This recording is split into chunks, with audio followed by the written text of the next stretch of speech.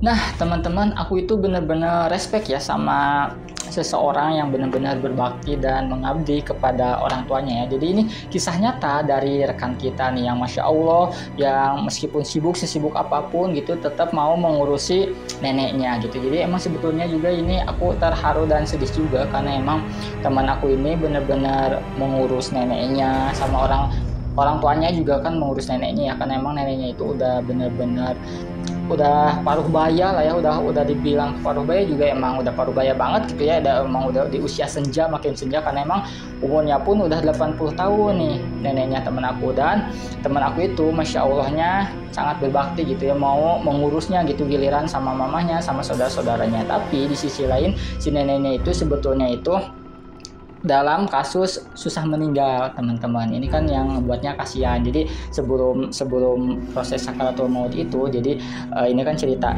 nyata dari teman aku. Jadi emang si neneknya itu kasihan banget guys. Emang di umur 80 tahun dia pun emang berbalik dengan kakeknya, suaminya, bahwa emang suaminya itu, dia bilang teman aku itu, bahwa emang si kakeknya itu emang masih gagah perkasa gitu ya, untuk ukuran umur segitu gitu. Kakeknya itu masih luwis, masih sering dandan, masih pokoknya karena emang pemuka masyarakat gitu ya si kakeknya itu, dan emang tegak banget gitu ya, perawakan pun bagus. Cuman berbanding terbalik dengan neneknya itu bener-bener kasihan banget, udah bener-bener susah gitu jalannya pun, sampai harus ngesot. Nah, sampai suatu ketika pun si neneknya itu kan kadang suka, mohon maaf ya, kadang suka pipis sembarangan gitu ya. Nah, di suatu waktu si pipisnya itu bener-bener di ome-ome gitu gini, udah pipis kayak anak kecil gini, udah pipis dimainin si pipisnya itu kan. Soalnya kan ya kalau suaminya itu kan agak-agak marah kayak gimana gitu ya, jangan gitulah ya, gimana, tapi berbanding terbalik dengan cucu-cucunya yang mengurus, ya nggak apa-apa, mungkin karena emang katanya kalau misalkan udah tua itu kan balik lagi ke usia muda ya. Sampai terus saja berlanjut kayak gitu, sampai suatu ketika si neneknya itu pun sakit parah. Nah, sakit parah itu pun udah dibawa ke dokter, udah apa, tapi emang udah mungkin waktunya gitu ya, waktunya udah meninggal, sampai akhirnya proses sakaratul maut. Nah, di proses sakaratul maut ini benar-benar si neneknya itu udah ngapa, udah apa kan, semua keluarga juga udah ngeriung lah gitu ya, udah apa ya, berkumpul gitu ya, sampai dibimbing lah sama suaminya gitu, bahwa emang asyhadu alla ilaha illallah wa asyhadu anna muhammadar rasulullah, untuk syahadat. Cuman si neneknya ini kan emang udah proses sakaratul maut itu kayak ngapan kayak gitu, dan nggak keluar kata-katanya, itu susah gitu, dibimbing sampai akhirnya memutuskan untuk yang pendek aja gitu, la ilaha illallah, ayo mah katanya, ikutin papi gitu ya, la ilaha illallah. Sampai la ilaha illallah pun nggak bisa, tetap ngap kayak gitu, sampai akhirnya agak lumayan gimana gitu. Suaminya kan karena emang pemuka agama, kesel gitu ya, karena emang mah dibisikin, mah ayo dong, bisa dong, masa nggak bisa mengucapkan kalimat syahadat kayak gitu ya. Pas suaminya bilang kayak gitu emang agak sedikit kasihan juga ya. Pas suaminya bilang kayak gitu, akhirnya menghembuskan nafas, gak ada si neneknya teman aku itu, sampai kan akhirnya semuanya haru biru, nangis sampai akhirnya sedih gitu. Nah, sebelum melanjut ke cerita, jadi kalau misalkan ada yang proses sakaratul maut, kita itu harus benar-benar mendampingi ya, karena emang kalau misalkan proses meninggal sakaratul maut itu kadang-kala di situ ada setan yang benar-benar ingin menggoda keimanan kita kayak gitu, karena kan emang suka, katanya kalau misalkan proses sakaratul maut itu katanya suka kering tenggorokan, bahwa emang si setan itu suka jadi siapa aja gitu biar menggadaikan keimanan kita gitu, karena proses sakaratul maut itu sakit dan haus banget gitu. Disitulah setan masuk buat menggoda keimanan kita, buat menawarkan satu gelas air gitu untuk dijual belikan dengan keimanan kita. Makanya kalau misalkan proses sakaratul maut itu kita harus benar-benar mendampingi kayak gitu. Kaget kira ada apa gitu. Nah, lanjut lagi ke cerita sampai akhirnya, nah yang jadi anehnya itu guys, kan udah meninggal ya si neneknya teman aku itu udah meninggal, cuman udah beberapa jam kok masih anget terus guys, masih anget, kayak masih ada kehidupan kayak gitu kan. Sontak kan kayak bingung akhirnya laporan lah ke suaminya bahwa emang si neneknya ini sebetulnya udah meninggal atau apa, sampai ngedatangin yang kerja di rumah sakit gitu ya kan, kebetulan ada tetangganya juga yang kerja di rumah sakit. Pas diproses udah meninggal tapi emang kondisinya masih panas gitu. Akhirnya didoain sama suaminya, di ini apa namanya, si airnya itu di ke seluruh tubuh dan sang neneknya pun dingin kayak gitu, meninggal gitu. Karena kan emang udah lumayan malam juga, karena emang kalau misalkan di beberapa tradisi adat bahwa emang kalau misalkan meninggal itu gak langsung dikuburkan, karena kan emang pertama menunggu semua saudaranya kumpul, dan yang kemudian yang kedua karena emang udah terlalu malam jadi nunggulah sampai besoknya. Nah di sini teman-teman, di sini yang lumayan agak menegangkan nih, karena emang semuanya udah dimandiin, udah di kain kafanin. Nah pas di dalam kerumbung anak-anaknya kan kumpul, tiba-tiba ada yang suara manggil-manggil. Karena kan emang kebetulan yang jaga itu si anak yang pertama kumpul, pas ngedenger ada yang manggil-manggil, karena semuanya udah lagi di luar, ada yang manggil-manggil, Yanti katanya. Sontak, iya mah katanya kan kayak gitu ya. Cuma pas gitu astagfirullahaladzim, baru ingat bahwa kayak emang si mamahnya itu kan udah meninggal ya. Jadi yang dia dengar itu yang manggil itu siapa? Sontak kan ngeri. Gak sampai di situ keanehannya ya, karena emang bergilir. Nah si Yanti ini nggak mau cerita nih, karena emang agak takut juga. Nah teror selanjutnya lebih ke teror sih sebetulnya ini teman-teman. Nah ini ke anak yang keduanya. Anak keduanya itu kan lagi ke air, lagi apa, kayak ada yang suara ngedehem-dehem. Siapa sih gitu? Bentar gitu, ini lagi di air, tunggu sebentar gitu. Makin lama didengerin, kok suara batuk ngedehem-dehemnya itu kayak almarhum mamahnya kayak gitu. Pas ditengok keluar, nggak ada siapa-siapa teman-teman. Contoh kan kaget ya, itu yang anak keduanya juga. By the way ini aku agak goyang-goyang karena pakai tripod ya, dan nggak ada penyangga gitu ya, jadi lumayan gini lah ya, mohon maaf kalau misalkan ada goyang-goyang kayak gitu ya.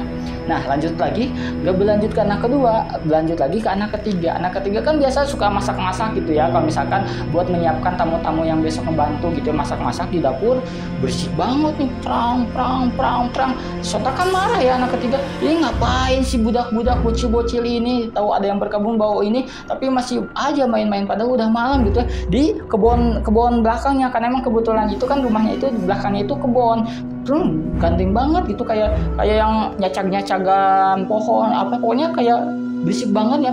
Nyalahinnya ke si Irwan anak cucunya, ngapain sih udah malam-malam gini. Nah di situ anehnya juga, ternyata si Irwan itu datangnya itu bukan dari arah depan yang ada sumber suara, tapi dari belakang. Kenapa man nanyain kayak gitu? Irwan kan ada di belakang.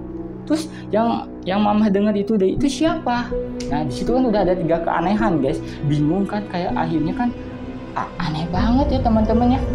Udah ada 3 keanehan sampai akhirnya ketiga orang ini memutuskan bercerita akhirnya, karena kan si almarhum neneknya itu, mamahnya itu kan ada 5 anaknya itu. Nah cerita lah, dia nggak mau cerita ke suaminya, ke ayahnya, karena emang takutnya gimana sampai cerita. Akhirnya untuk memutuskan ngungsi sampai keadaannya membaik besok. Nah nggak lama itu terus diteror.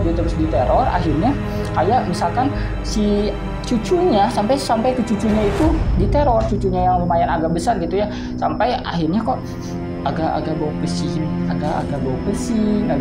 pesing yang pokoknya bau pesingnya itu mirip yang almarhum neneknya kayak gitu, kok agak bau pesing. Pas ini lontak kaget, kemudian buringkak kayak gitu. Nah yang lebih parahnya itu anaknya yang keempat guys diteror. Jadi kan emang lagi tidur itu ada kelambunya kayak gitu ya, ada sosok bayangan, tiba-tiba bayangan hitam. Sota kan kaget ya, kemudian si bayangan hitam itu kayak jalan-jalan mengitarinya. Udah nggak kuat, akhirnya cerita lah ke si suaminya bahwa emang ada kakeknya itu, bahwa emang kita itu diteror, ini ada apa sebetulnya ya, kayak gitu ya. Sampai proses besoknya itu dimakamkan, udah layak clear ya, dimakamkan.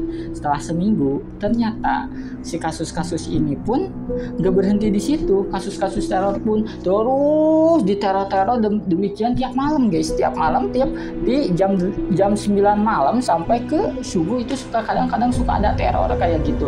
Soalnya kan bingung ya, akhirnya memutuskan untuk yang bisa lah untuk untuk bisa lah ya, untuk kenapa sampai kayak gini. Akhirnya kan cerita juga ke kakeknya suaminya bahwa emang ada apa sih, kenapa bisa sampai segini, apakah emang ada sesuatu yang ingin disampaikan atau apa gitu. Akhirnya setelah mendatangi yang bisa bukan yang bisa sih, pokoknya ustadz itu yang mengerti lah ya tentang permasalahan ini, ternyata neneknya itu pasang susu, guys.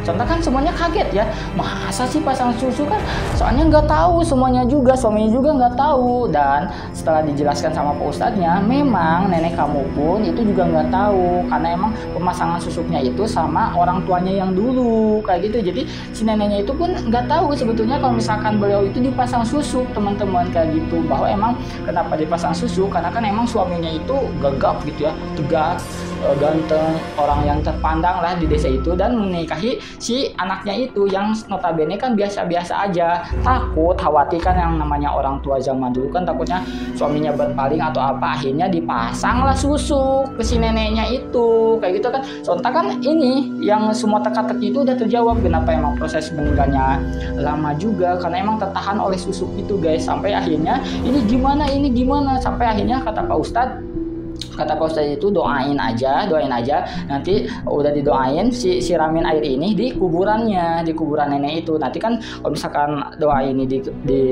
air ini gitu ya, air yang bisa lah ya, doa itu dikucurkan di kuburannya, nanti bakal ada lubang hitam, bukan lubang hitam, lubang ada lumayan besar. Nah, saat ada lubang itu kemudian harus ditutup lagi, biar itu istilahnya teh kata Pak Ustadznya itu lagi proses pengeluaran si susuknya itu dari jenazahnya, dari mayatnya yang belum keluar. Karena emang yang menghantui gentayangan itu ternyata korinnya, guys. Dinya akhirnya takut punnya semuanya, karena ingin demi kebaikan bersama, akhirnya pun memutuskan oke lah, setuju yang apa yang diomongkan oleh Pak Ustadz itu. Sampai akhirnya alhamdulillah qadarullah semuanya lancar, dan ternyata betul setelah didoakan, setelah dibanjir sama air doa, ternyata ada lubang di kuburannya, dan itu segera pun ditutup. Akhirnya alhamdulillahnya qadarullahnya semuanya aman dan terkendali, dan tidak ada lagi gangguan mistis gitu. Jadi sampai di sini dulu aja cerita serem kali ini. Gimana, serem gak tuh? Bagi teman-teman yang punya ceritanya serem, boleh dong tulis di kolom komentar, nanti Mbak Imut ini bakal bacain. Pokoknya like jika kalian suka, subscribe jika kalian see next video. Bye bye. Assalamualaikum warahmatullahi wabarakatuh.